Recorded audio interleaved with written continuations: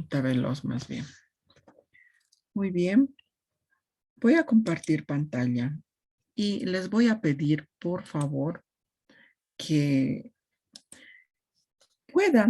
podamos compartir realmente el conocimiento. Me gusta a mí más denominar el compartir, como alguien decía precisamente, que y dadas las experiencias, los enfoques y la vida misma que tengo, he tenido de tendencia. Ustedes también tienen un bagaje, son profesionales con años de experiencia que se sienten en el momento dado para cursar un doctorado. Más me gusta a mí conversar sobre compartir experiencias, que en determinado momento yo puedo aprender y aprendo muchísimo también de las experiencias, de las visiones que tenemos los seres humanos. Entonces, en cuanto a eso, no dude en compartir, consultar lo que desee, ¿ya? Entonces vamos, como hace un momento les he comunicado, vamos a empezar desde hoy. Tenía pues una antigua programación que no le he podido quitar a este material. Ya, resulta lo siguiente. A ver, vamos por acá. Vamos a empezar desde este módulo, desde las concepciones del talento humano. No directamente ingresar qué es el talento humano, sino desde dónde nace, bajo qué teorías nacen. Y en realidad tienen 4 textos. Los 4 textos voy a tratar de desarrollarlos.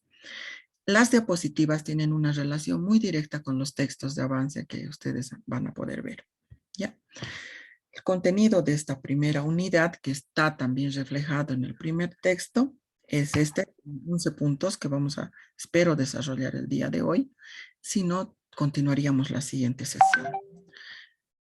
Entonces, entre las competencias educativas de Hola, hola Miriam. Hola Miriam. Aquí yo en la casa. ¿Qué Un dices? momentito. Ya. Bueno, vamos a hacer un paréntesis. Últimamente hay una tendencia a creer que la educación virtual no es lo mismo, que no es buena, dice. Yo siempre digo lo siguiente, la educación, y como cuando alguna vez conversamos con algunos de mis colegas, era pues no, es buena. Sé que es diferente. Necesita capacidades diferentes de los docentes y obvio capacidades diferentes de los participantes en el proceso educativo.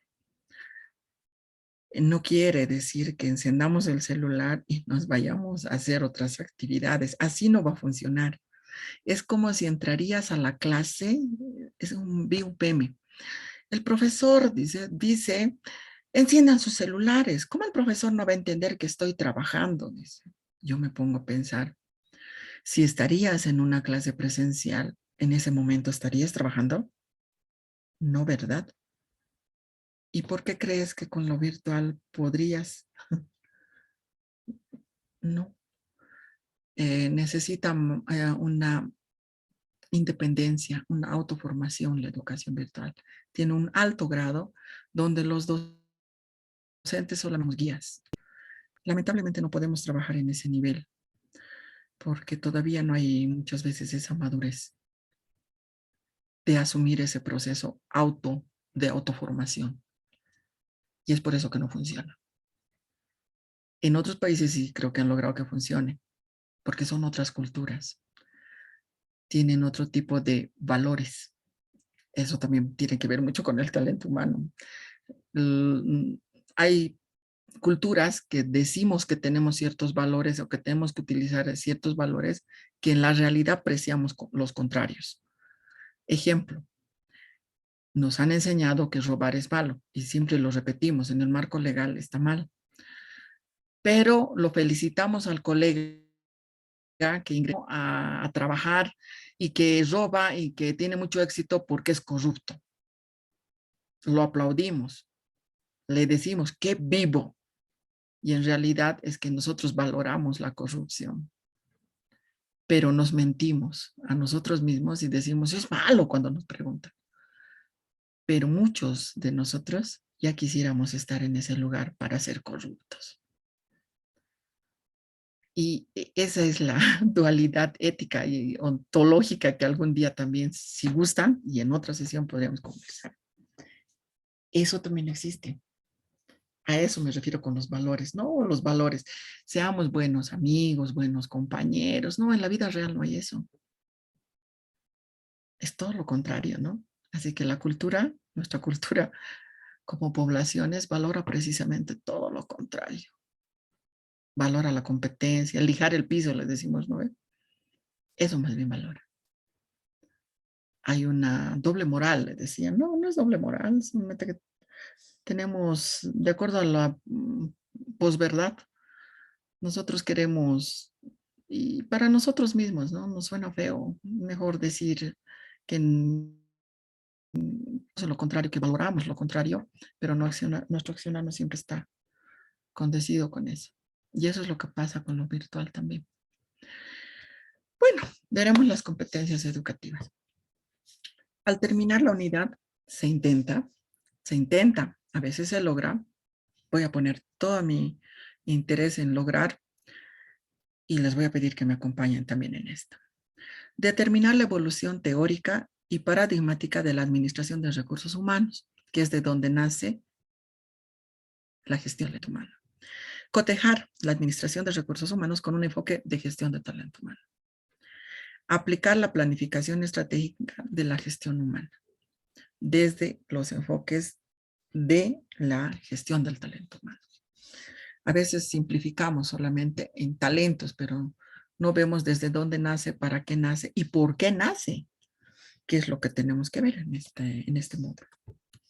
Ahí un momentito, ahora ya no me quiero obedecer. Muy bien.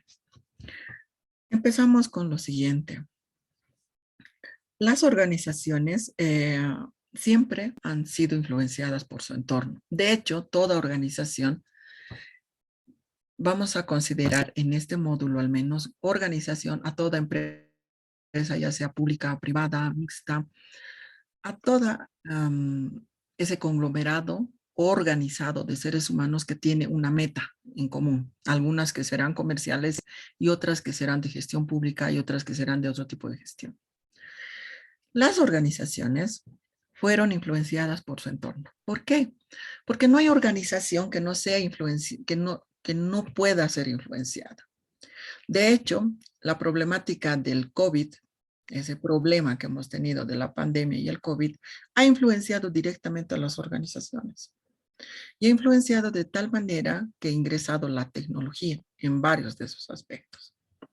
La salud, la seguridad laboral, el clima organizacional, la cultura organizacional han sido influenciadas y todo, desde el marketing, el área de finanzas, han sido influenciadas por ese entorno, que era político, económico, social, cultural, ahora tecnológico, de salud y otros más. Esto ha influenciado en el cambio de estos paradigmas. Entonces, la sociedad cambia de maneras de pensar, obvio, en la organización también va a sufrir ese efecto. Entonces, de acuerdo a eso, van a haber diferentes eras en el desarrollo de las organizaciones. Bajo ese enfoque trabajamos. Primero, si hablábamos de organizaciones, se considera como en la época clásica a la era de la industrialización. Me gusta mucho utilizar gráficos así. El diseño piramidal era lo que imperaba. La mayoría de nuestras organizaciones en Bolivia siguen conservando esta estructura organizacional, donde hay un gerente, jefes de departamentos, unidades, así sucesivamente, como una pirámide. Muchos niveles jerárquicos, estilo militar, estilo iglesia, Hay muchas empresas que siguen teniendo en nuestro territorio esta organización clásica. Estos niveles, coordinación centralizada. Nosotros tenemos que dar informes a nuestros superiores a los otros y así sucesivamente, que lleguen los informes a las autoridades, a la MAE. La MAE igual determina acciones y manda hacia las demás reparticiones para cada uno de acuerdo a las competencias que tenía. Las normas eran rígidas y los puestos eran definidos. Tu función es esta, tú no puedes hacer la otra cosa. O peor, conozco muchas organizaciones que ni siquiera el diseño de puestos lo tiene claro, que se están, casi digo un término un poco tosco, 2, 3 secretarias quieren hacer el mismo trabajo y nadie hace otro trabajo. Hay vacíos en la organización, pero muchos puestos están acumulándose en ciertas labores. De eso conocemos varias. Me atrevo a decir, algunas tienen esta organización jerárquica, pero hay algunas que ni eso tienen. Habiendo revisado varios trabajos de titulación en administración de empresas, casi siempre me encuentro con este fenómeno que siempre pido. Por lo menos el organigrama de la empresa. No tiene. ¿Cómo trabajan? ¿Cómo están determinados los puestos? Los jóvenes dicen, no tiene. No tiene, tienes que construir. Porque debe de tener. Debería de tener. Así que ni siquiera a este nivel hemos llegado en muchas organizaciones. Y ejemplo de eso es cuando vayamos a una organización estatal, generalmente en todo lo público se presenta, en lo privado no. ¿Por qué? Por ahorro de costos, ellos sí han determinado los puestos. En cambio, en el Estado, como el dinero es de todos, creemos, contratan personal sin saber para qué, no hay diseño de puestos, no está armada una organización completa. Entonces, ni siquiera a este nivel hemos llegado en muchas. Poca capacidad de procesamiento de la información, muy burocrática. ¿Por qué tardó ese memorándum en llegar y le llegó? Yo creo que el director lo primero que hizo fue mandar en cuanto le llegó. Muy burocrático. Y ese es un problema enorme. Y aquí basándonos en lo que nos decía Benigno, o Benito, me va a disculpar, la verdad, en mi trabajo yo tengo que hacer aprobar por todas las instancias correspondientes para que salga un miserable tríptico. Deben revisarlo todos sus comunicadores. Yo soy el DESCO, pero el municipio tiene su propio comunicador. La gobernación tiene su propio comunicador. Maya tiene su propio comunicador. Y en Maya existen otras organizaciones que tienen sus comunicadores. La empresa ejecutora tiene su comunicador.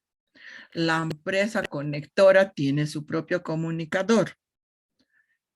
¿Cuánto tiempo me lleva desarrollar un tríptico? Muy burocrático. Creo que eso le pasó al comunicado del ejemplo que les conté. Tienen que hacer aprobar por tantas instancias que el momento que debe llegar, llega tarde. Por lo tanto, ya ha causado problemas. Hablamos de una simple resolución de asueto de mediodía. Con temas más complejos se tardan más y por eso surgen los conflictos. Porque el procesamiento de la información es muy lento, debe ir por todos los departamentos. Debe cambiarse esas estructuras. Los puestos son individuales especializados con tareas simples y repetitivas. Veamos, simples. No necesita mucha especialización. Por lo tanto, en este tipo de estructuras no se va a hablar de capital humano. La han contratado al de planillas, su método antiguo de planillas quiere seguir repitiendo, no se actualiza constantemente, ni la organización siente la necesidad de que se actualice, porque si se actualiza, va a querer mover algunos componentes de todo ese proceso complejo que existe. Por lo tanto, mejor si no se especializa. Por lo tanto, mejor si no se fomenta el capital humano, el talento humano. Puedo hacer, ¿no les ha pasado a ustedes que en las organizaciones que ustedes trabajan dicen, pero yo puedo hacer esto? Sí, pero no es tu función. Deja que ella haga. Pero ella tal vez lo hace mal. Es que ella no sabe, pero mejor me callo, dices a veces. Mi puesto debería de ser ese y el de ella debería de ser el mío, por las capacidades que tenemos. Pero no. Es que el diseño de puestos no está precisamente de acuerdo a nuestros talentos. No nos, en el buen sentido, ¿no? Como organizaciones, yo siempre les digo, no nos explotan, en el buen sentido, porque no nos hacen brillar en nuestras verdaderas potencialidades. Y eso, como seres humanos, hace que no trabajemos muy alegres, muy contentos. Lo hacemos porque tenemos que hacerlo. Y es más, a veces cuando vas donde las autoridades le dicen, miren, mis potencialidades son estas, sé hacer esto, esto, esto. Sí, pero te quiero solo para esto. Pero puedo hacer esto. Y a veces dices, bueno, ¿para qué? Si ni me van a pagar, si ni me van a pagar extra, ni me van a reconocer, ni siquiera algún día cuando necesito un permiso, me lo reconocen ese aporte que haga. Por lo tanto, ¿para qué hago? Las organizaciones están trabajando en lo contrario de fomentar el talento humano. Están trabajando en ese tipo de organizaciones clásicas de puestos donde tú cumples una función y repites tu función. El énfasis en la producción, el método y la rutina. Por eso nuestro trabajo es tan rutinario y tan aburrido. Instituciones donde las que he pasado y realmente he salido escapando, tengo una tendencia a ser muy dinámica y mucha rutina me aburre. Tal vez por el carácter que tengo, pero hay personas que he visto que se han conformado o el sistema los ha conformado. Ya se han cansado de luchar contra el sistema. Es que precisamente este tipo de organización clásica es la que logra eso. El ambiente es estable, inmutable, tecnología permanente. No hay cambios tecnológicos, relativamente estable, decimos ahora, porque en nuestro territorio ya no hay nada estable. Hay muy pocas organizaciones que están conservando la estabilidad en sus colaboradores, en su personal. La tendencia más bien es a generar esa inestabilidad, contratos cortos, renovables. Si molesta mucho hay que votarlo, en otras palabras. Eso es lo que buscan. Además, no hay que pagar beneficios y demás cuestiones. Entonces, más bien todo lo contrario. La capacidad nula al cambio y la innovación. Un montón de veces que me pasaba, podríamos hacer así. Y desde los colegas, ¿no? Cállate. Nos van a dar más trabajo. Y ni nos lo reconocen. Eso sí, siempre he dicho, eso sí. Es más, ¿te acuerdas? Siempre me dicen, ni permiso te quieren dar. Eso sí. Así que, ¿innovaremos? No, ellos tampoco quieren innovar. Nosotros tampoco. Este tipo de organización de esta industrialización clásica surgió entre el 1900 y 1950. Estamos bien atrasados. Luego de la revolución industrial. Es que se creía, incluso hay una película de Chaplin interesante, aparte de las risas que genera, que se llama Tiempos. Yo les digo, a ver, denle una miradita, pero con ojos críticos a la película de Tiempos Modernos. Más allá de lo cómico que genera Chaplin, porque bueno, Chaplin tiene sus características, él es cómico, su género es cómico en la película, pero más allá de lo cómico, él también hace esa mofa a este proceso de industrialización donde lo creían al ser humano máquina. Y él hace una burla de todo eso, sea de todas las máquinas que estaban llegando a cambiar los procesos de producción, donde se estaba olvidando la variable del ser humano y se estaba creyendo que iba a ser máquina. A todo esto el día de hoy conmemorando, más que conmemorando precisamente esa lucha que hicieron las mujeres por un salario justo y horarios justos al nivel de un varón, es precisamente que surgen esos contextos. Luego de la Segunda Guerra Mundial surgen precisamente esas luchas. Y muchas personas dicen felicidades y alguien le contestaba, felicidad, ¿por qué? ¿Por qué? ¿Por los feminicidios? ¿Por las violaciones? ¿Por la violencia familiar? ¿Por la discriminación? ¿Por el acoso laboral? ¿Por el acoso sexual en las calles? ¿Por qué me felicitas por todo eso? No, no ha cambiado casi nada. Eh, pero es en esos contextos que ha surgido esto y parece que no ha cambiado mucho. Entonces, este escenario de la industrialización precisamente ha obligado a esa estandarización, creer al ser humano máquina. Pero esto con diferentes movimientos, aparte de los femeninos, también movimientos ya de los compañeros varones, ha tenido que haber muchos movimientos para decir, basta, nosotros no somos máquinas.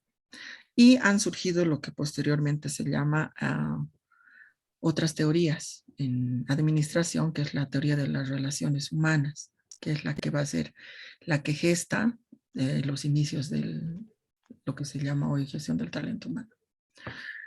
Posterior a eso, ya pues 1950-1990 surge la era de la industrialización neoclásica. Posterior a la Segunda Guerra Mundial se presentan varias teorías. Primero, el estructuralismo, desde la teoría de sistemas, ¿no? Cada uno de los engranajes sirve para algo y tiene relación con algo. Y la estructura funciona si cada uno de estos engranajes cumple la función que tiene que cumplir en esa estructura. La teoría de las relaciones humanas en administración ha sido clave.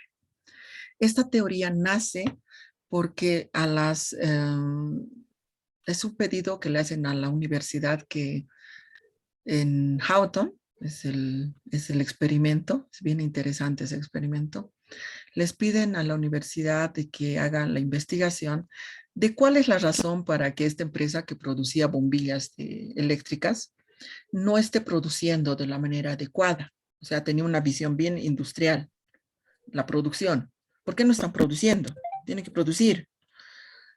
Y ellos llegan y empiezan a analizar que había habido ciertos factores, sobre todo encuentran uno que parece insignificante, pero que hace que no se produzca. Entonces hacen un estudio comparativo entre dos, un experimento entre la unidad del experimento y otro de control, en el que se percatan que un grupo tenía en donde desarrolladores, no tenían una luz adecuada.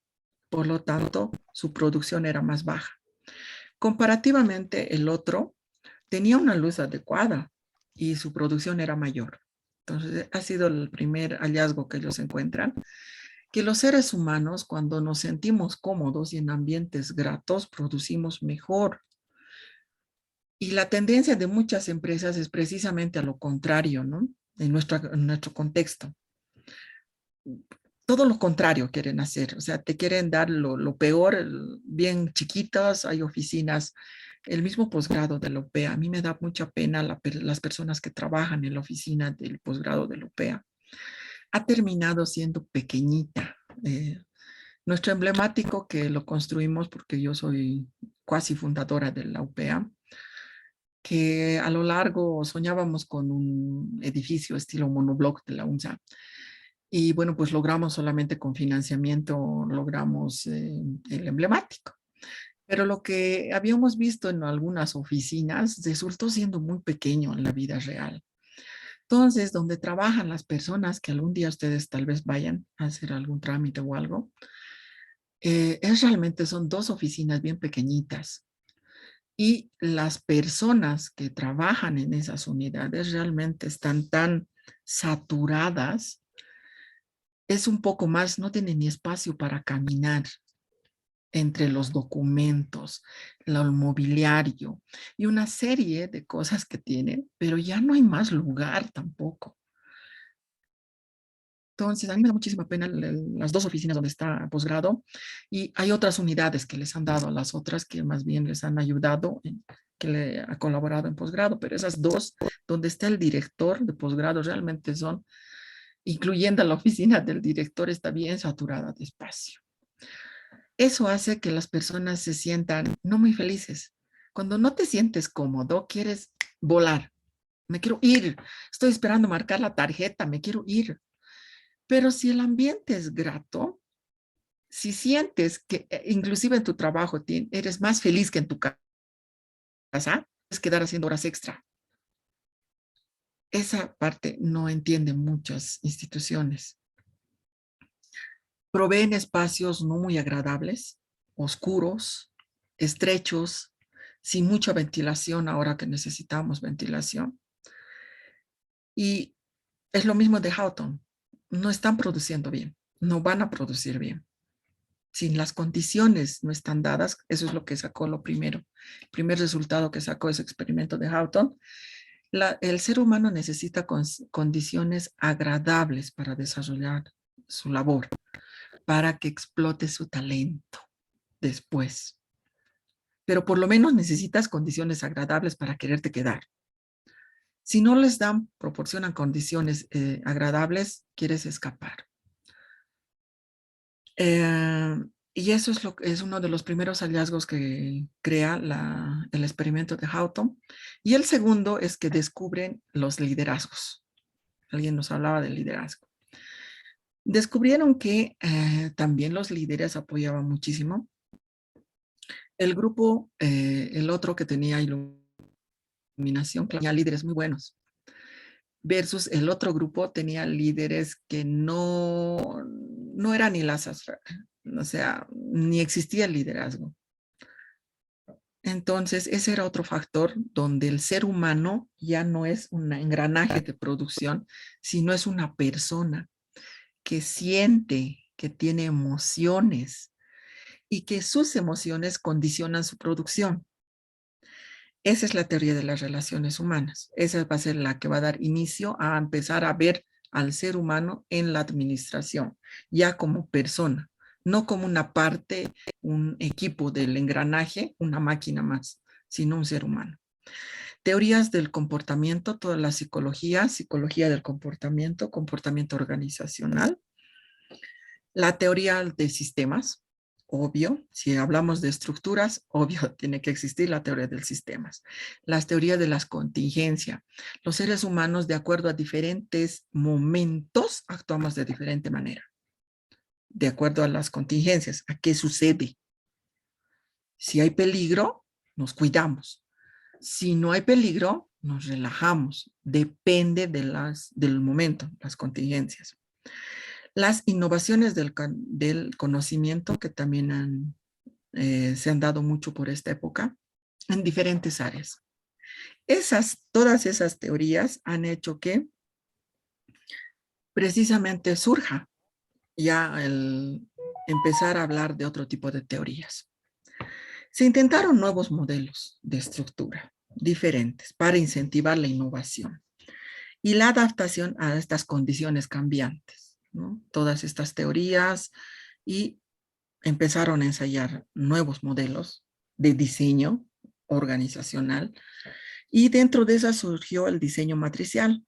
Es un diseño híbrido, es una mezcla entre lo funcional con la estructura basada en la psicología y el ser humano, entre la personalidad y las emociones.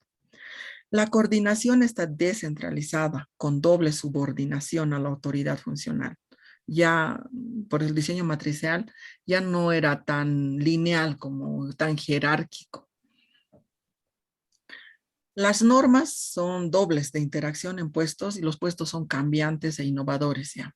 Ya empieza a trabajarse, a verse los potenciales y los puestos ya no son tan estables, se pueden cambiar de acuerdo a esas potencialidades. El aumento de la capacidad del procesamiento de información. Al descentralizarse, se aumenta esa capacidad de descentralización de la información. Los puestos para las tareas son más complejos e innovadores. Ya se está empezando a trabajar desde la innovación, pero estamos todavía en 1990. Es ideal para un ambiente inestable, porque se ajusta, porque utiliza la teoría de contingencias, se adapta a los momentos y a una tecnología cambiante. Posteriormente eso, del 1990 para adelante, ya surgen todas las teorías de la era del conocimiento y las estructuras organizacionales también van a ser diferentes. Los tiempos, estos son los tiempos actuales, donde hay un gran predominio de la era del conocimiento, se conoce más y un conocimiento constante. La era de la información en tiempo real por el Internet. Y el conocimiento constante, lo que dice aquí, las personas son poseedoras de información y conocimiento. Información a la cual puedes acceder por medio del Internet. Antes desde las máquinas, desde los procesadores, ahora desde nuestro celular. Creo que ustedes comparten conmigo casi los mismos periodos. Nosotros hemos vivido y hemos tenido, no sé si la suerte, de haber vivido todos estos periodos, pero yo realmente he estudiado cuando he empezado la universidad, cuando no había ni fotocopiadora en las universidades. Entre los meses no había. Luego apareció la fotocopiadora, gran avance, porque el libro que estaba en la biblioteca ya te lo podías fotocopiar. Yo recuerdo mi primera clase en la universidad, el docente ingresó, nos dio la clase, nos dice, para la siguiente clase, que era un martes, para el día jueves, nos dice, bueno, van a leer el libro tantos de tal página a tal página. Bueno, pues yo me fui, yo terminando la clase, la siguiente clase, me voy a la biblioteca, porque nos dicen, lo encuentran en la biblioteca. Y yo toda pollita inocente llego a la biblioteca y le digo, tal libro he tardado en buscar en los ficheros de cartulina. He tardado como 40 minutos para ubicarme dónde era el fichero y cómo se usaba un fichero para empezar. Encuentro el libro, anoto en la hojita, voy a la ventanilla para que me diga la señorita bibliotecaria que el libro lo habían sacado. Y yo le digo, y ahora yo tengo que hacer mi tarea. ¿Quién lo sacó? Bueno, anótate en la lista de espera, me dice. Muy bien. Me entrega una tarjeta que tenía como 20 nombres y yo era la 21. ¿Cuánto tarda cada persona en ver el libro? 24 horas. O sea, para pasado mañana, imposible. Así que cuando llegó la fotocopiadora, para mí fue una bendición. Ese maldito libro, puedo fotocopiarlo. Ya no tengo que estar esperando a la susodicha tarjeta porque aprendí la lección. Tarea que daban, volaba ese rato a la biblioteca y nos peleábamos por ser los primeros en sacar los libros. No sé si ustedes vivieron esa época, pero yo viví esa época. Así que cuando llegó la fotocopiadora fui feliz. Cuando apareció el internet, yo ya era profesional, ya estaba haciendo ya con correos y demás. En el 2004 ya empecé maestría. Para mí fue un adelanto, maravilla el internet. Ahora me parece todo lo mejor que puede existir, porque puedo tener los libros de los cuales mis docentes me hablaban y me decían tal autor, y ellos me decían lo que habían interpretado de ese autor, ahora los puedo leer. Libros que jamás los hubiese podido tener en mi mano, jamás hubiese podido leer a esos autores, ahora los tengo y los leo. Y a veces digo, mi docente se equivocó, interpretó de otra manera, se refería a este autor. Y me hubiese encantado haber tenido ese material y haber discutido con mi docente sobre mi interpretación. Pero lastimosamente generaciones que gozan de todo eso no lo hacen. Bueno, pues en esta época de la era del conocimiento tenemos información. Lo demás, lo que también tenemos, un fenómeno que ya estudiábamos cuando yo estaba en la universidad, que era la entropía. Yo creía que no iba a existir eso nunca. Hay tanta información, decían estos textos, que el momento que hay mucha información, los seres humanos se pierden en esas burbujas de información y no saben hacia qué es cierto, qué no es. Yo decía eso, ¿cómo va a existir? Decía cuando estaba en la universidad. Bueno, pues ahora vemos. Hay muchas fake news también. Hay conocimiento no adecuado también. Y no sabemos buscar. No sabemos dónde está el conocimiento adecuado para nuestras tesis. Lo que nosotros hacemos es ir a Google y buscamos sobre el tema y lo primero que encontramos.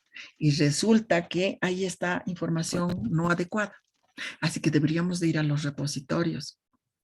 Ahí sí es información adecuada, arbitrada para tesistas en doctorado y en maestría también, y hasta en pregrado, porque del Google buscar, esa entropía que hablaba. Esa es la era del conocimiento, porque no, y felicidades a ustedes, y a mí también me tocó en su momento, sentimos la necesidad de que tenemos que hacer especialidad, maestría, doctorado, postdoctorado u otro doctorado. Sentimos esa necesidad tal vez por lo laboral, porque nos presiona a nosotros lo laboral. Pero hay ámbitos que son netamente empresariales donde no le interesa mucho eso, pero sí que te actualices. Debes actualizarte. Yo como comunicadora no puedo ser la comunicadora que me titulé hace 500 años. No, esta comunicadora que se tituló hace 500 años es bien diferente y de aprendido del Internet. YouTube. He aprendido a diseñar con YouTube. He aprendido a manejar Reflex con YouTube, a editar con YouTube. He aprendido varios programas y software con YouTube. Necesito saber, porque esta es la era del conocimiento. Con título o sin título, debes saber. Deben ser desarrollados y aprovechados por la empresa.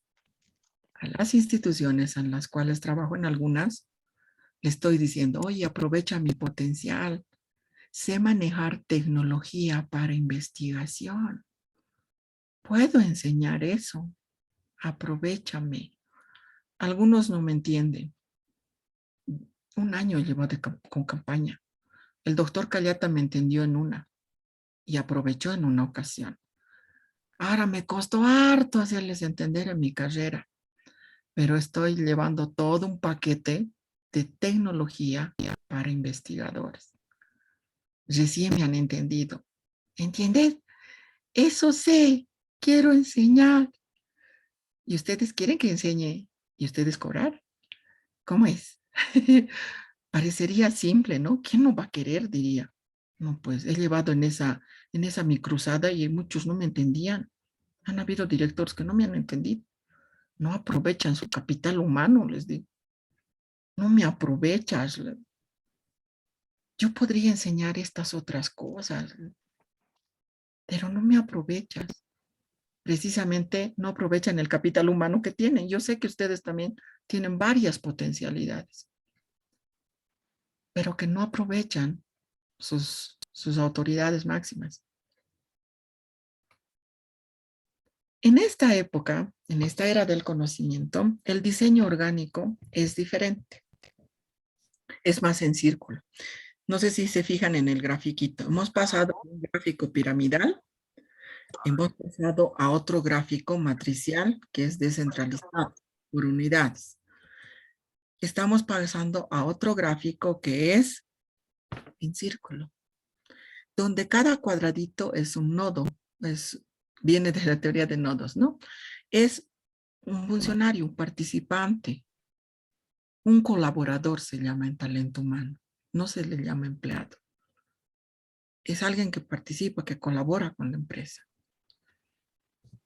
Se da importancia a los equipos autónomos.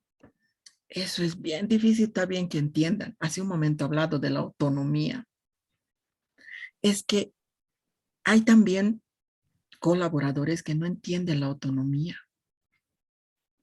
En teletrabajo debe ser autónomo. No necesitas que alguien esté con su chicote detrás de ti diciendo, ¿estás haciendo las planillas? ¿Estás haciendo no ve? Yo recuerdo en una organización que trabajé, que quiero mucho esa organización, y que trabajé pues hace 10, 12 años creo. Y teníamos una persona que contrataron cuya función lo llamaban el chacal. Su función de era ir por todos los escritorios para ver que esté sentado. Y yo me quería morir. Por las características, y acá tengo colegas del área educativa, yo soy altamente kinestésica.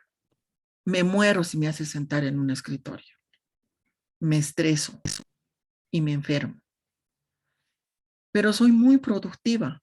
Hago todo lo que tengo que hacer y más, porque en esa organización he dejado todos los manuales que hasta ahora los utilizan. Nadie más hizo lo que yo hice. Desde esa vez, de titulación, de certificados de egreso, de todo, hice yo. Nadie me pidió, yo lo hice porque no tienen, le dije. Y no podemos hacer esto si no hay un manual. Así que voy a hacer el manual. Tuve un anterior jefe que apoyaba esa autonomía en mi trabajo. Yo le decía, mira, si me tienes de las 6 para adelante, estoy con ganas de irme. Pero en la mañana trabajo y es más, ya he terminado el trabajo que me dio. Así que voy a hacer manuales, le decía. Ya. Voy a hacer reglamentos. Ya. Voy a hacer diseño de puestos. Ya, me decía. Hice todo para esa organización. No me contrataron para eso, pero hice eso porque necesitábamos. No había nada en esa organización. Era nueva. Había tenido 8 años de caos que no habían trabajado en nada de eso. Se va mi muy querido jefe. Otra, una mujer, mi amiga inclusive. Se contrata al chacal. Quería que yo esté hasta las 6:30 sentada ahí. Me volvió improductiva. Yo le decía, mira, soy autónoma. Te voy a entregar todo lo que me has contratado para hacer y más. A veces puedo llevarme el trabajo a mi casa, pero no me tengas hasta las 6:30 sentada porque me viene a controlar un tipo. Me estresa. Terminé renunciando. Por eso hay otras acciones. Pero esa fue una de las iniciales. ¿Por qué? Porque en esta era del conocimiento se forman equipos y los equipos son autónomos, saben cómo, cuándo van a trabajar, pero de verdad trabajan. Resulta que también hay personas que no trabajan. Y eso yo le decía a que fue mi colega luego. X, Y, Z están sentados en su escritorio, están hasta las 6:30, pero están jugando en la computadora. Si tú haces un monitoreo de la producción de ellos, es 0. Es que también existen los dos lados. En este tipo de equipos son autónomos, entregan y hacen, pero se fijan sus horarios, sus formas de hacer. Te voy a decir qué institución trabaja con esto. Google. Y es altamente productivo. Por eso tiene parques de recreación, tiene cafeterías, tiene todo. El trabajo es altamente exigente en Google, pero les da libertad de que ellos decidan a qué hora.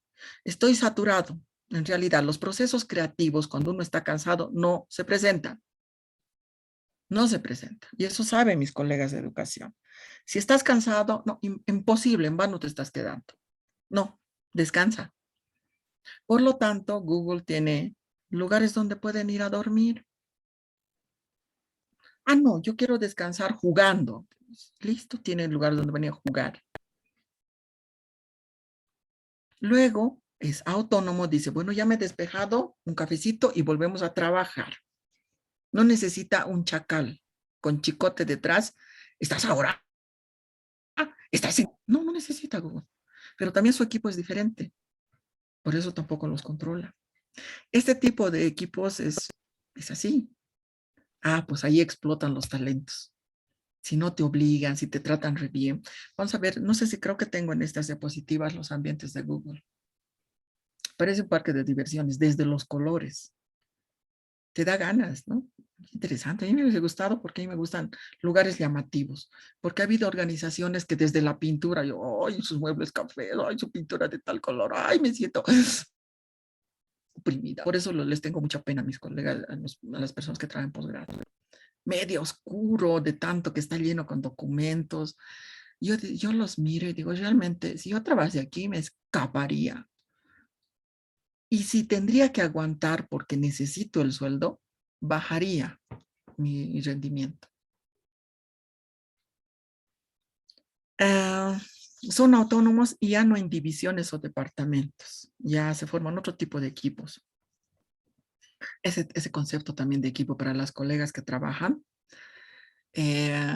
Mis estudiantes de pregrado me dicen, yo pido trabajos en grupo, como muchos de ustedes.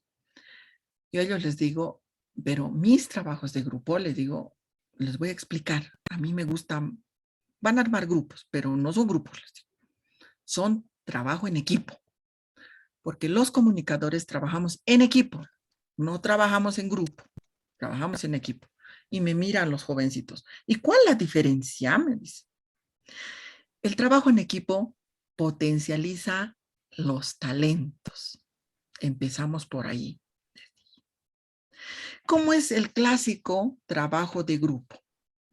Bueno, nos han dicho que leamos tal libro, son 100 páginas, somos 5, 20 páginas. 20 tú, 20 tú, 20 tú, nos sorteamos y listo, cada uno su parte y eso es. Eso es trabajo en grupo. El trabajo en equipo no es así. Hay algunos que tienen potencialidad para hacer diapositivas. Excelentes. Buenos para diseñar, para hacerlo atractivo. Otros que tienen para exponer. Te lo leen en 5 minutos y en oratoria fatal te envuelven y te desenvuelven. Otros que son muy buenos resumiendo y analizando. Otros que son buenos redactando. Ese es el trabajo en equipo. Y eso es potenciar talento humano desde los estudiantes.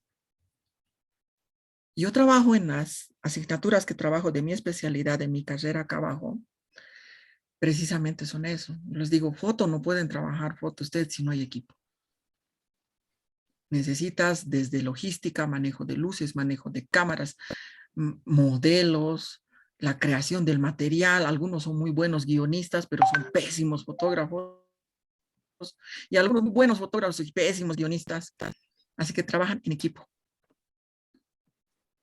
Y lo que tienen que hacer es conocerse para ver, porque a veces en un grupo se concentran puros fotógrafos. Y yo les digo, no. Y aquel grupo son buenos para crear, tienen buenas ideas, pero no tienen ni un fotógrafo, así que uno vaya a ayudar. Ese es trabajo en equipo, donde se potencializa las habilidades y los talentos. Y eso no fortalecemos nosotros en la educación. No fortalecemos esos talentos. No todos servimos para todo. De hecho, no todos nos gusta lo mismo. Tenemos nuestras preferencias. Y el trabajo en equipo trabaja eso. De hecho, aquí se trabaja en eso, en equipo. No se trabaja en, bueno, el departamento de tal, ustedes hagan. No, pueden mezclarse, por eso dice. Las divisiones de departamentos ya no existen. Porque pueden formarse equipos de acuerdo a los potenciales, qué cosa se quiere hacer. Y esos equipos pueden reformarse también. Elevada independencia entre las redes internas de los equipos. No tiene que estar un jefe. Han hecho de tal a tal hora. no. Porque a veces el equipo puede tener, por ahí produce mejor a altas horas de la noche, sucede. Por ejemplo, acá la que les habla, le gusta trabajar entre 11 de la noche y toda la noche. Soy mucho más productiva que en el día. ¿Por qué? Tal vez porque nadie me molesta. O tal vez porque algún día mi madre me dijo, es que tú naciste a las 10:30 de la noche. Ah, debe ser eso, le dije, porque a mí me gusta, soy vampira, siempre les digo a los que me conocen. Así que si me quieres llamar y preguntar algo, pregúntame esas horas y no te disculpes porque generalmente estoy despierta. Porque en esas horas me siento más productiva. Bueno, pues hay equipos que se sienten de noche productivos, como hay equipos que se sienten en el día, u otros en la tarde. Por eso es que tienen autonomía. Organización ágil, rápido se organizan, porque ya saben cada uno qué potencialidades tiene. Flexible. Ah, no, esta es mi parte, yo no me muevo. No, pues tienes que moverte y tienes que asumir esa flexibilidad. Bueno, yo también puedo hacer, creo, esto, ya que la compañera, porque sucede ahora con la pandemia. Uy, se enfermó con COVID, la macana, morimos todos. No, pues alguien flexible, me puedo mover. Yo también, sí, yo también. No decir, no, es su parte y entonces nosotros no presentamos esa parte. Fluida. La comunicación es muy fluida en este tipo de equipos. Sencilla. Son equipos altamente creativos y eso es lo que hay que fomentar, esa creatividad a partir de los talentos. Y fomentar los talentos, porque la creatividad van a ser precisamente desde los talentos y desde la observación que tengan las personas. Y darles esa capacidad a las personas de presentar cosas diferentes y no siempre lo mismo. Que la creatividad no está relacionada con los adornos, con las florcitas y la goma eva, no tienen nada que ver. La creatividad puede ser creativos desde la forma, no siempre la forma de presentación, sino en la concepción de la idea.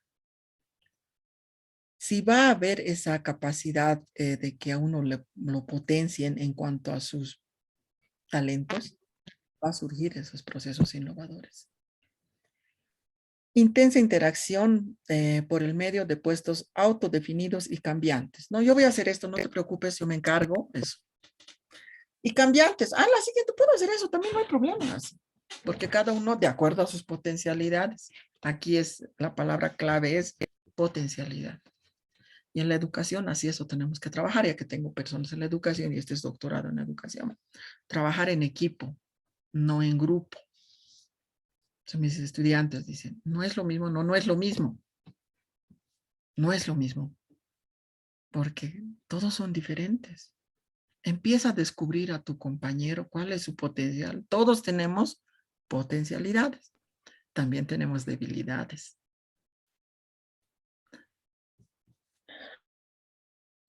Capacidad expandida para el procesamiento de la información. Énfasis en el cambio, la creatividad y la innovación. Ideal en el ambiente cambiante, dinámico y de la tecnología de punta. Las personas, supuestamente, los millennials tienen esa capacidad de ese cambio. Vienen con ese chip dada la tecnología, supuestamente, les digo. Bueno, desde mi tesis de maestría hice ese análisis. No siempre, no todos los jóvenes. Muchos sí. ¿Quiénes? Los que han estado en contacto directo con la tecnología. Porque la tecnología, desde Google, a ver, miren, no hay un día que Google repita el mismo logo. Todos los días tiene diferente logo. A las personas adultas, me incluyo también porque yo soy adulta, yo soy de la era de la generación del canal 7, cambiábamos al 13, que eran los 20 únicos canales que existían. Entonces, como yo vengo de proceso, del 7 al 13 era, para llegar al 7, de hecho era canal 1, 2, así con una perilla que sonaba, no era directo al 7. Soy de una época de procesos. Por lo tanto, cuando a mí me cambiaban entornos desde el Microsoft, me instalaba el técnico otro, yo llegaba, volvémelo a poner el antiguo porque no encuentro dónde está esa herramientita. Así era también yo. Y me decían, los jóvenes han venido con ese elemento incorporado, se adapta muy rápido Y bueno, sí, esa era mi tesis de la maestría. Quería ver si realmente el uso de la tecnología había logrado eso. Bueno, pues descubrí que no siempre. Había una condicionante. Siempre y cuando ellos estén en contacto directo con la tecnología, tenga mucha tecnología a su alrededor, por lo tanto, acceso, por lo tanto, nivel económico también afecta. Sí, son jóvenes que realmente se adaptan muy rápido a lo tecnológico y también a la vida. No les traumatiza muy rápido, se adaptan rápido. Pero si los jóvenes no han tenido un acceso, dada la tecnología tan cara, no han tenido ese acceso, no tienen ese chip. No, son igual que nosotros. Lick, no puedo. Lick, esto ayúdeme. Como yo enseño esas áreas, ay, yo los miro. Millennials, no veres. Adaptate. Y tiene más miedo que yo. Me he perdido. Así me llaman. Lick, no puedo, ya pues. Tengo que salvarles, les digo. Y esta viejita les tiene que venir a salvar. Ustedes son millennials, me tendrían que ayudar. Y yo termino ayudándoles. ¿Por qué? Porque no tienen mucho acceso a la tecnología. El hecho de que estén pegados a su Facebook compartiendo memes, que siempre les digo a mis estudiantes, a ver, ¿qué hacen ustedes? Lo único es comparten memes, le ponen like. Ni siquiera crean sus memes ustedes, chacras. Les digo. Ustedes crean sus memes. No, tienen miedo. Lo único que hacen es pegados, esos es eso. No hacen más. Buscan un sinnúmero de cosas sin importancia o con importancia, le ponen like y comparten. Nada más. Like y todos los emoticones, habéis por haber, ¿no? Y compartan. Nada más.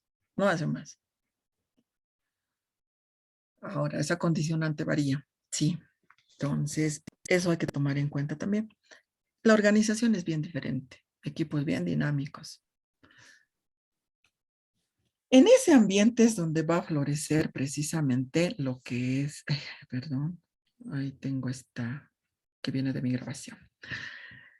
Aquí tenemos por los periodos, desde la estructura organizacional burocrática, la otra es mixta, la otra es más fluida, la cultura organizacional predominante, la teoría X que estaba basada en la producción y en las utilidades, la del medio, del 50 al 90 está en un enfoque de transición, y la del 90 para adelante en teoría Y, que es la teoría de las relaciones humanas. En el ambiente organizacional era estático, en el otro se intensificaba hacia los cambios ambientales. Y de hecho, de los 90 para adelante es cambiante, imprevisible, turbulento, con cambios intensos. ¿Cómo se han sentido con esta pandemia? Hablando de este tema. A ver un poquito, ¿cómo se han sentido? ¿No los ha estresado? Cuando ha llegado la pandemia en marzo, ¿cómo se han sentido?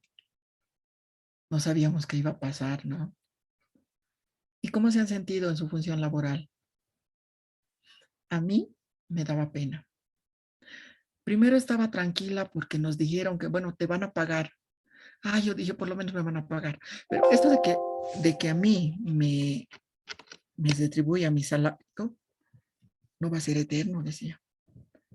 Y esto va a afectar a la economía.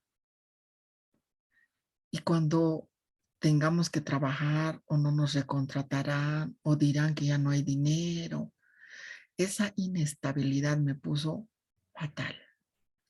Entre abril, mayo, estaba muy inquieta.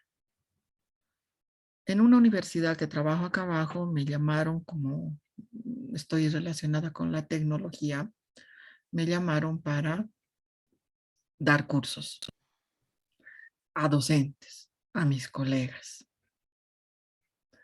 Esa experiencia fue peor que a mis estudiantes de pregrado les digo pollos, con todo cariño, porque son jovencitos como pollitos, así tan chiquititos y delicados, a los cuales tengo que enseñarles a volar.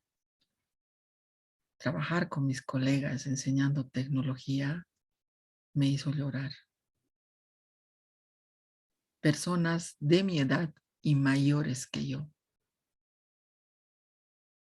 que no han podido hasta ahora, y hasta menores, no han podido adaptarse. Esa capacidad es la que se aprecia en los años 90 para adelante. Esa capacidad de ser cambiante. El futuro es cambiante, es imprevisible, turbulento, y debes tener la capacidad, por eso se han inventado nuevas palabras, inclusive resiliencia.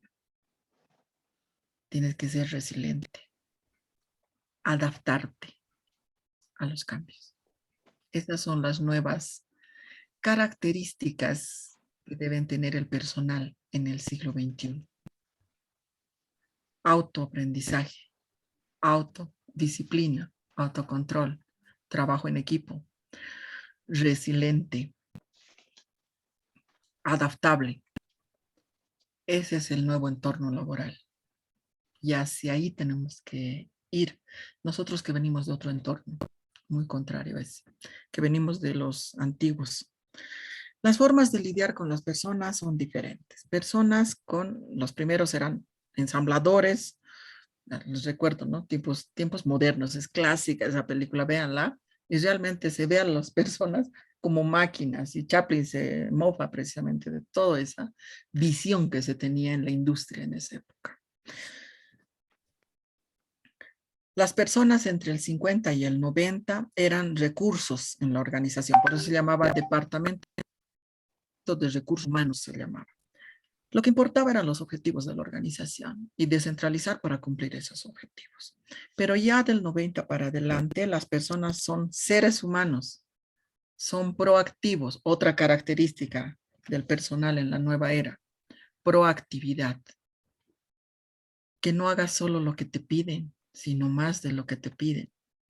Que de acuerdo a tus talentos diga, pero también puedo hacer esto, sé hacer esto, y puedo colaborar con esto.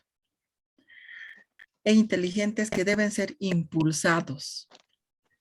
La importancia de la libertad, este impulso que no tenemos en las organizaciones.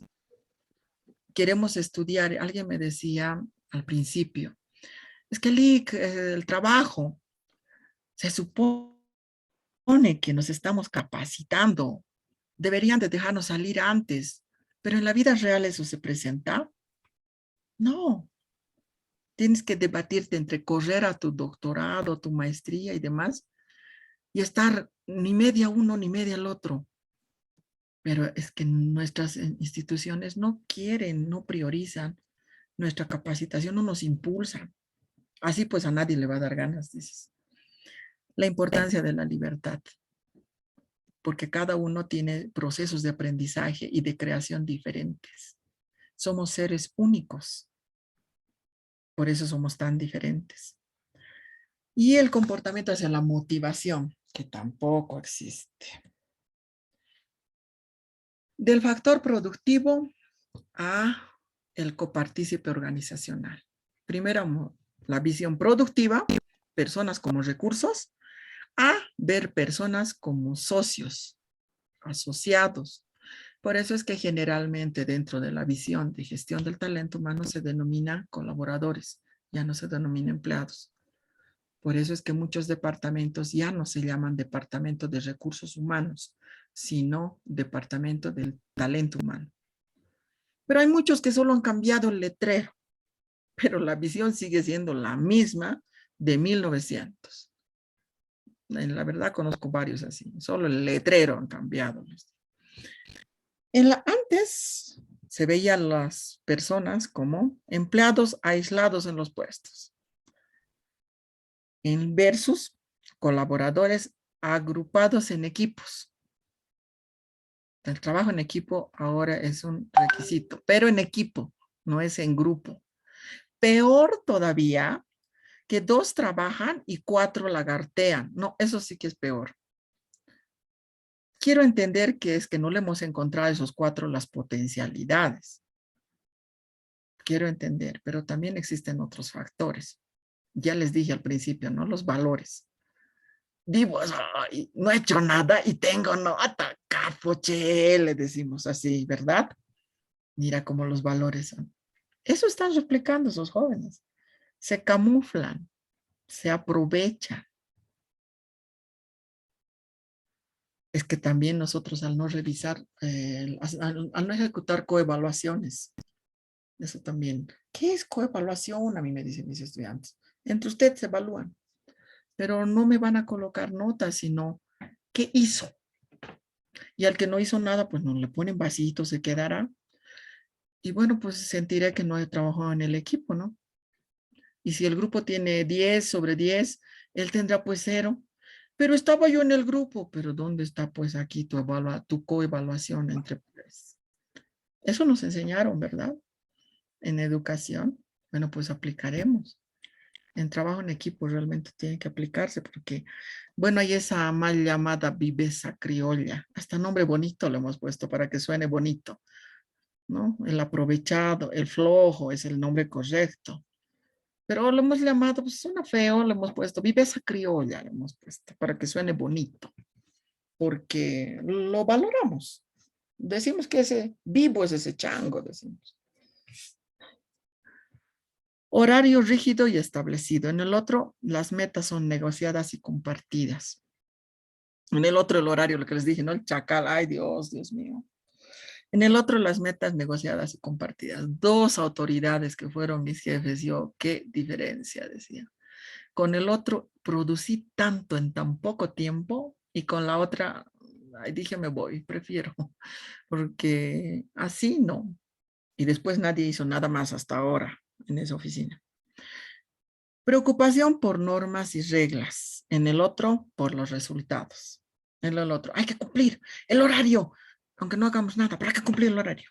En el otro, no, los resultados, que es lo que queremos lograr. Es que es otro ambiente donde nos potencian realmente a trabajar. Subordinación al jefe. En el otro es atención y satisfacción hacia el cliente. Fidelidad a la organización, es lo que buscaba la visualización de recursos. El otro es vinculación con la misión y visión. Lo haces porque estás consciente de la misión y visión que queremos lograr con esta organización. Dependencia de la jefatura, interdependencia con colegas y equipos. No es con el jefe, sino con el equipo. Alineación con la organización, participar y compartir el otro. Importancia en la especialización en recursos, importancia en la ética y la responsabilidad. Ejecutores de tareas. Los otros son proveedores de actividades. Importancia en las destrezas manuales. En el otro, importancia en el conocimiento, no en las destrezas solamente.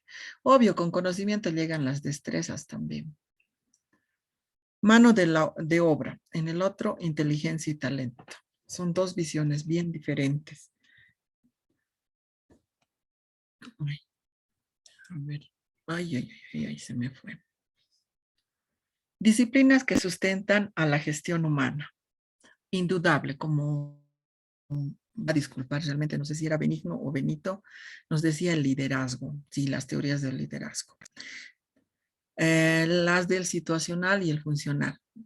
Yo diría que más allá del situacional tendría que ser la del liderazgo transformacional, que es diferente.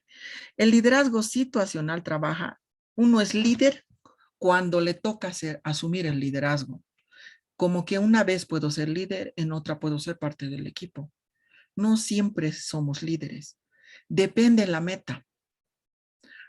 Si es en el área de comunicación, yo soy líder porque yo soy la comunicadora con mi equipo. Pero si tengo que apoyar en procesos de capacitación a mi equipo de DESCO, yo ya no soy la líder, pero soy parte del equipo y no me siento mal por eso. Ese es el liderazgo situacional.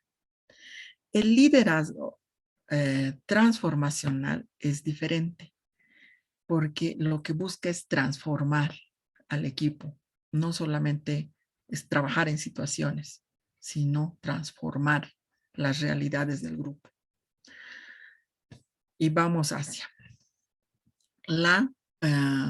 al estilo participativo, aprender a delegar, eso es bien difícil para algunos, me incluyo en esa, porque como tengo potencialidades, también tengo defectos y debo aprender a reconocerlos. Para mí es bien difícil delegar, pero necesito aprender a delegar. Caso contrario, me saturo y me estreso. Cuando entro en confianza con el equipo y conozco sus potencialidades, me siento libre de delegar. El estilo persuasivo en el liderazgo. El líder debe aprender a persuadir, no obligar. Diferente es persuadir. El estilo directivo también. Otra de las disciplinas que ha aportado mucho a la gestión humana es la psicología social, juntamente con la motivación. Y ahí tenemos las teorías de Maslow. Desde las teorías, desde el simple hecho de los intereses de seguridad, desde las necesidades básicas, la seguridad, la afiliación, el reconocimiento y la autorrealización. La mayoría de nuestras instituciones nos ayudan a tener las necesidades básicas. Y las de seguridad, tengo un empleo.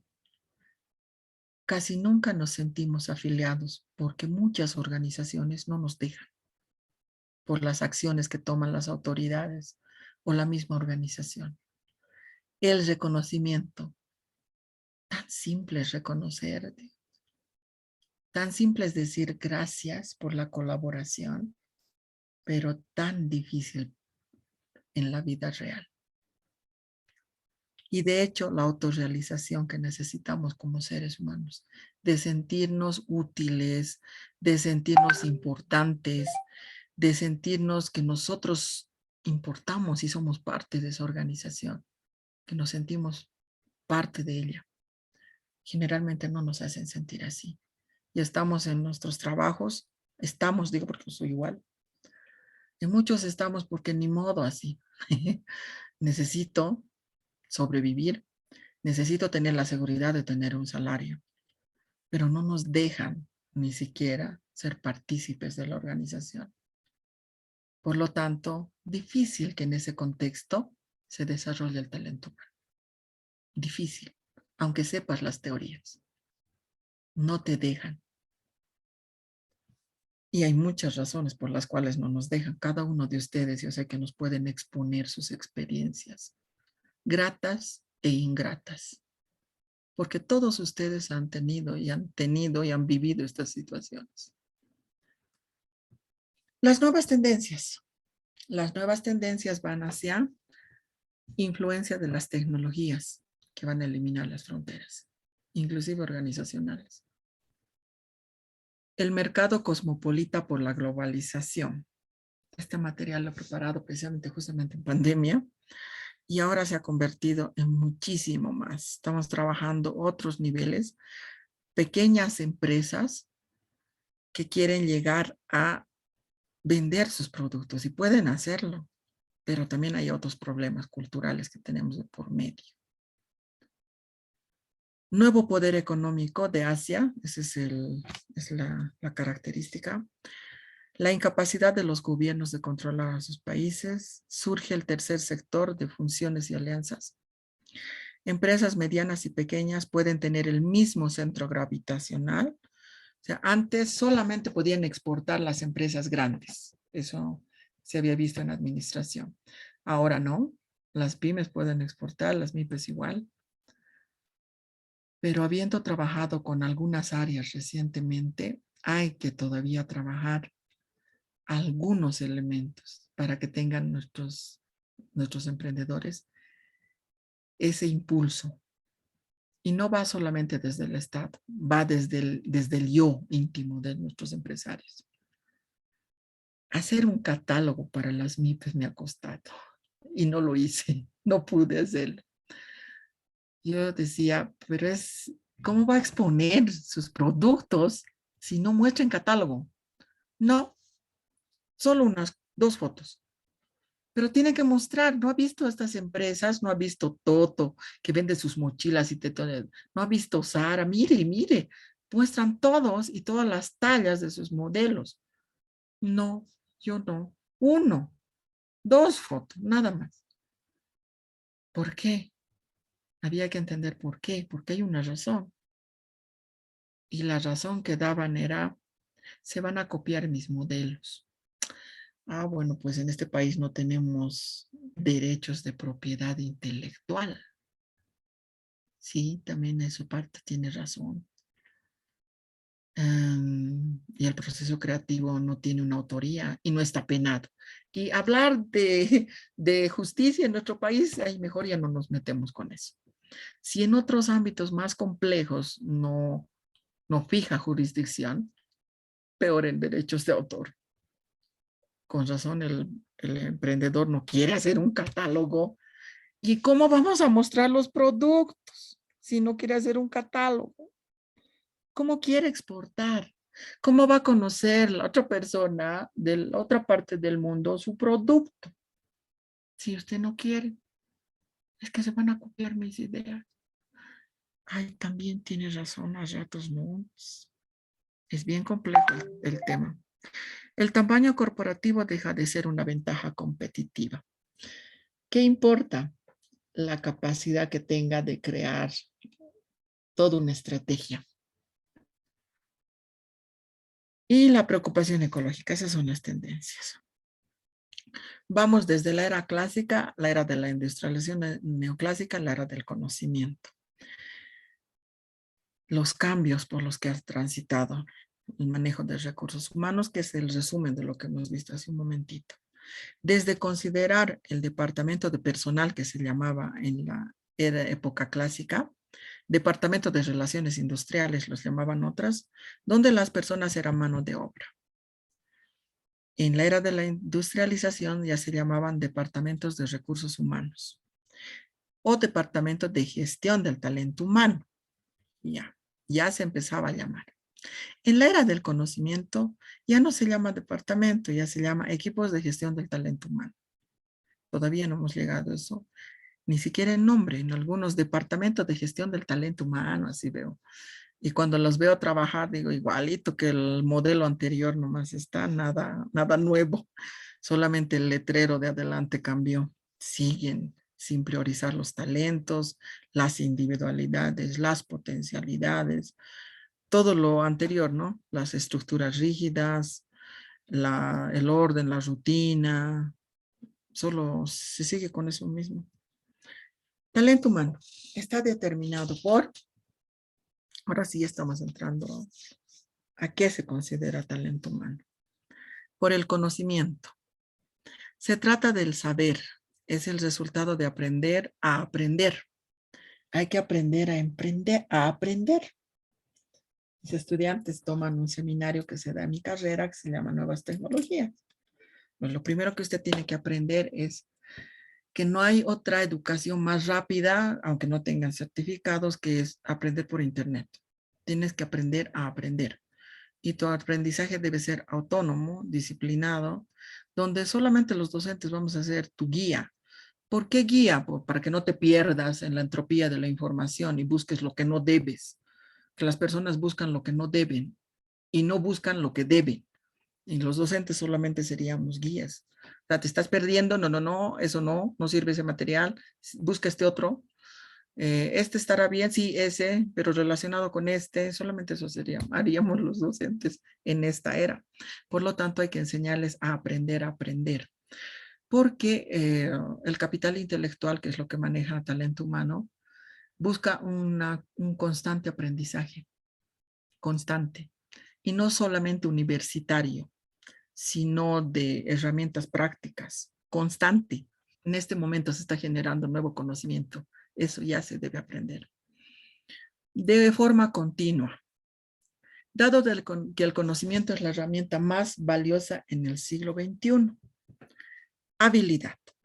Se trata de saber hacer las cosas, utilizar y aplicar ese conocimiento para resolver problemas y situaciones. Por lo tanto, por eso es que se prioriza esas teorías del aprendizaje basado en problemas. Es interesante toda esa, si alguien está haciendo ese tipo de trabajos que tienden a presentar muchos, aprendizaje basado en problemas. Y eso es lo que hacemos en la vida real, en nuestra profesión. Ahí hablando con un ingeniero de caminos decía, aprendizaje basado en problemas, estudios de caso. Eso, también tenía preparados estudios de caso, pero dije, no, pues no tenemos muchos días, porque más antes dábamos en otros periodos más largos. ¿Qué hacemos en el estudio de caso? Pues en lo que hacemos en la vida real en nuestra profesión. Caso A, proyecto tal.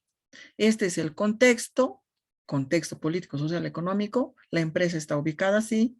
Dentro de la empresa existen estos problemas. ¿Cómo los soluciona usted? Hay varias formas de solucionar. Y para solucionar debo conocer teoría. Por eso es que prioriza mucho ese tipo de aprendizaje basado en problemas. Y eso es lo que hacemos en la vida real. En la vida real, cada uno de ustedes ha pasado por ese tipo de trabajos, ¿no? Constantemente tenemos problemas y problemas diferentes. No se repite el mismo problema. No hay lo mismo. Nunca nada se repite. Son casos bien diferentes cada vez que nosotros afrontamos y solucionamos, algunas veces de manera acertada, otros también nos equivocamos y aprendemos de nuestra equivocación. La siguiente vez tomamos en cuenta, pero no siempre nos llega el mismo problema. Ya nos lleva con otras condicionantes y constantemente tenemos esas, en la vida real tenemos esos problemas. Y lo que damos generalmente nosotros en la educación es tareas, ¿no? No les enseñamos a trabajar con problemas. Y en la vida real es un conglomerado de problemas. Por eso tenemos jóvenes de cristal que a la primer problema pequeñito se derrumban porque no están acostumbrados a que la vida es una constante de problemas grandes, pequeñitos, y que debemos aprender a solucionarlos. He tenido un problema, no he podido entregar, soluciona. Se mide por resultados. ¿Cómo lo has solucionado? En otras palabras, la habilidad de transformación del conocimiento en resultados. Ahora, no puede haber teoría sin práctica y viceversa.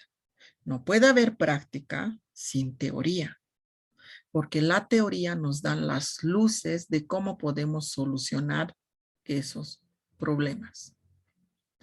Y ahí es las teorías que hablan de la aula y este problema, busque las teorías para solucionar ese problema.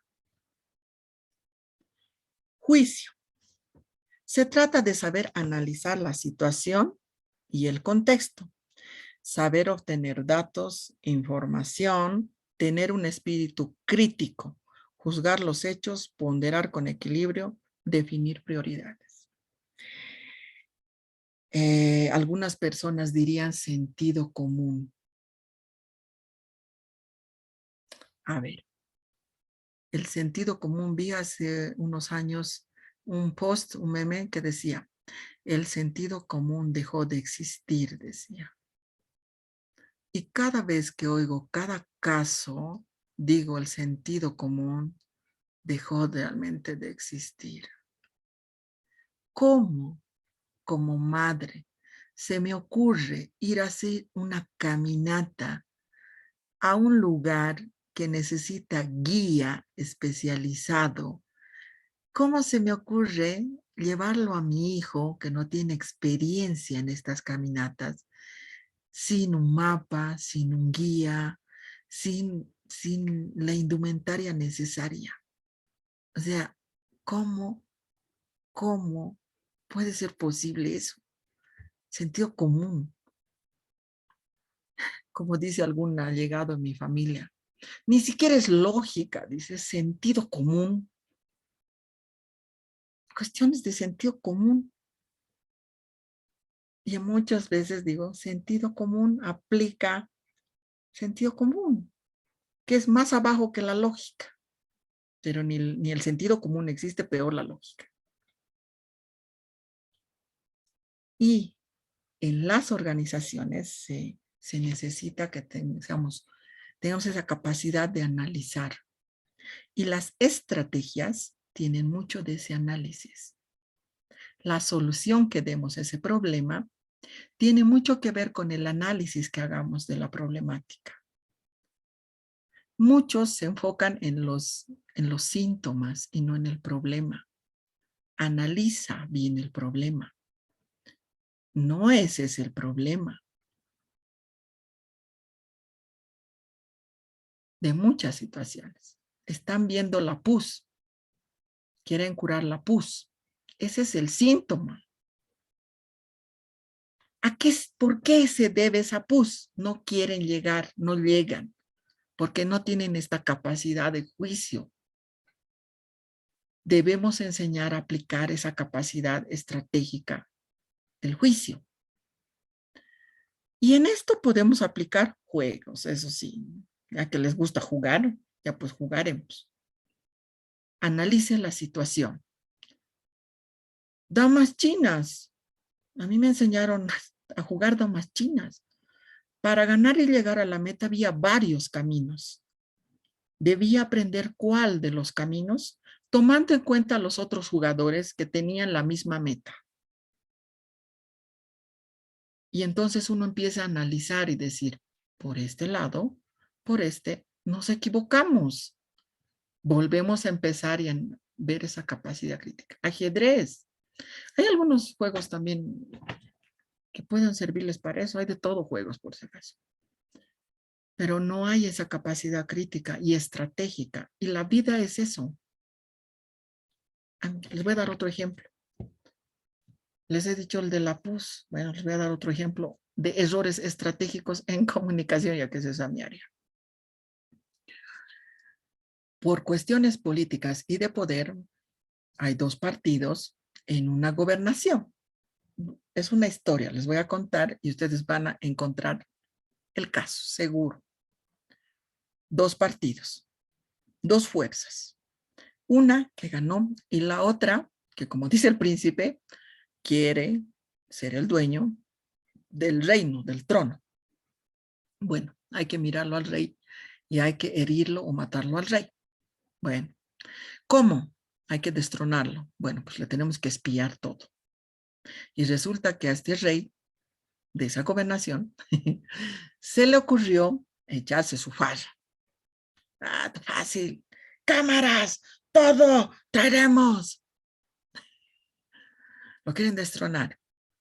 Pero el otro sabía que puede tener varios errores, así que tiene que mandarlos a espiar también a los otros desde más antes.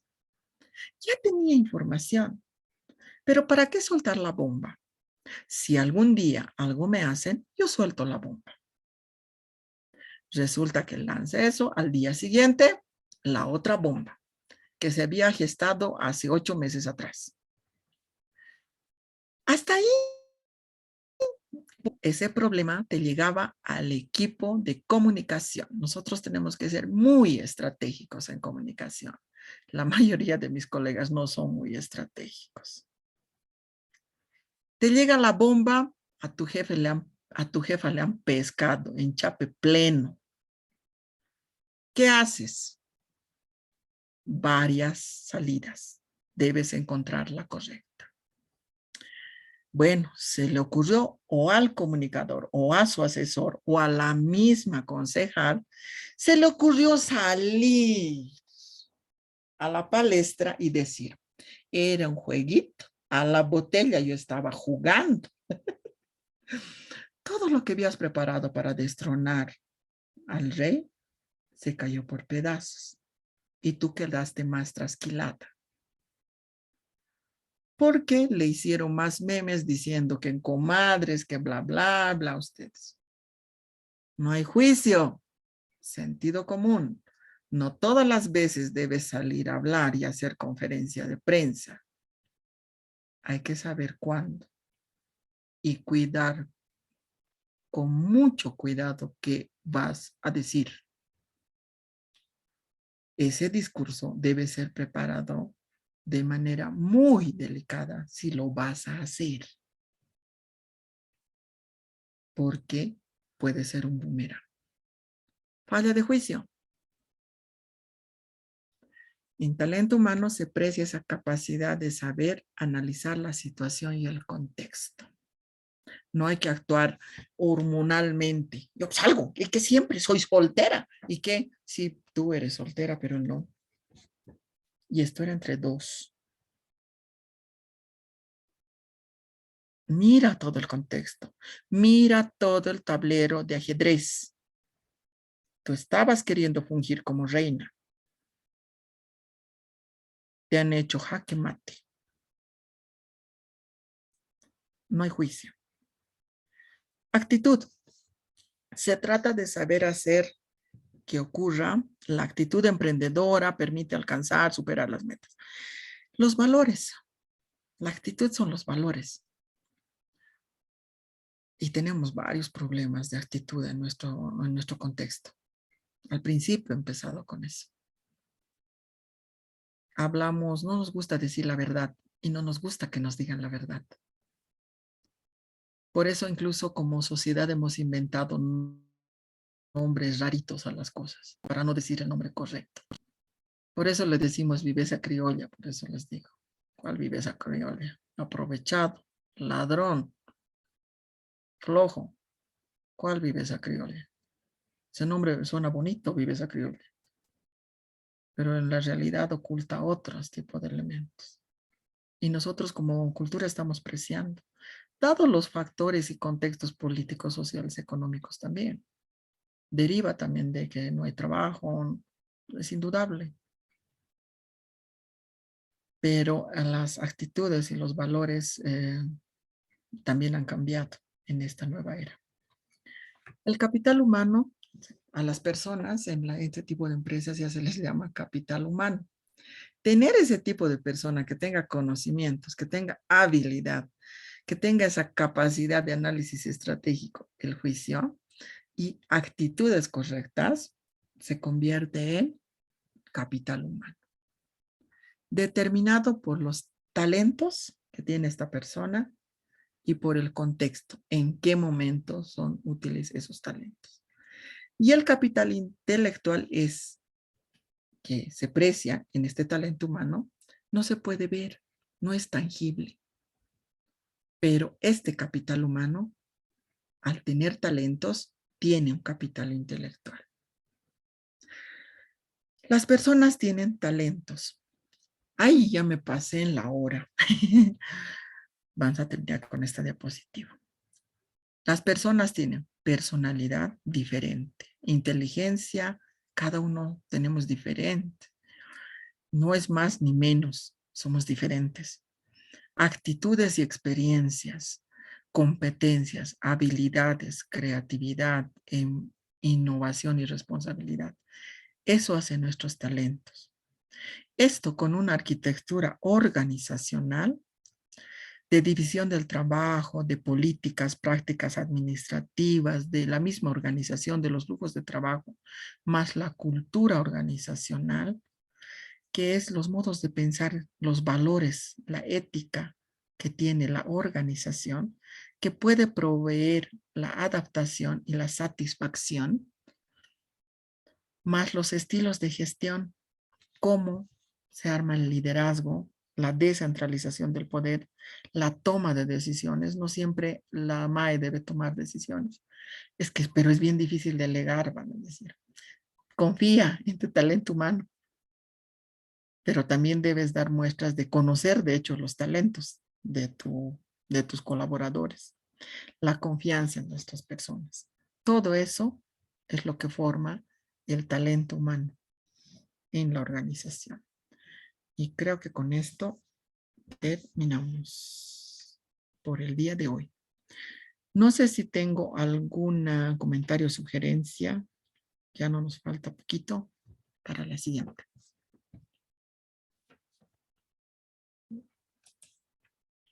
Se me quedaron cansados. Entiendo también. Ni modo. En un país como el nuestro, donde en otros países las organizaciones pagan inclusive la capacitación de su personal. En nuestro país yo no he visto eso que suceda. A veces no nos quieren dar ni siquiera el tiempo para estudiar. puedo salir media horita antes, a veces ni eso nos permite. Entonces, frente a todas esas adversidades, nuestros talentos tienen que fluir porque, porque el ser humano también es así, quiere contribuir, quiere autorrealizarse, aunque, aunque mal paguen, decía alguien, necesita el ser humano.